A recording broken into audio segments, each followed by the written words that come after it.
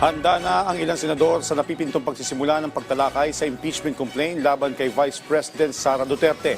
Ang Senado inaasahan magko-convene bilang impeachment court sa Hunyo 3. Si Daniel Manalasta sa sentro ng balita.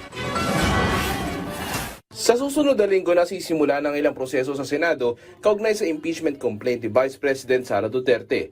Kamakailan sumulat na si Senate President Chis Escudero kay House Speaker Martin Romualdez na nagsasabing handa na silang tanggapin ang House Prosecutor sa June 2. Alas 4 ng hapon, inaasahang babasahin ng prosekusyon ang 7 charges sa ilalim ng Articles of Impeachment. At kinabukasan June 3 naman, magko-convene na ang Senado bilang impeachment court. Ayon kay Senador Sherwin Gatchalian, fully committed ang Senado na gampanan ang kanilang mandato patungkol sa impeachment. Pero patuloy pa rin silang tutugon sa pangailangan ng mga Pilipino.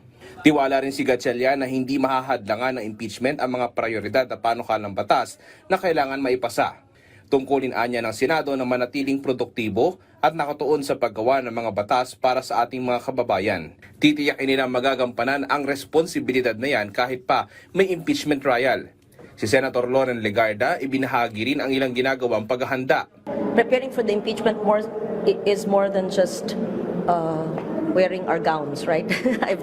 No, but really, well, reading the rules of this and the past impeachments and getting ourselves emotionally ready as well. Ayon pa kay Legarda, mahalagang buo ang loob at alam ang kailangan ng taong bayan.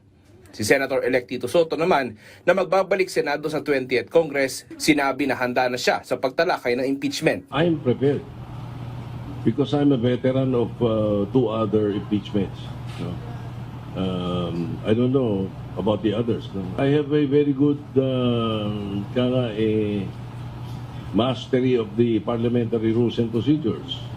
And then as far as my knowledge of the rules of court, fair. So I'm prepared. Just whatever comes up as far as the impeachment is concerned. Daniel Manalastas para sa Pambansang TV sa Bagong Pilipinas.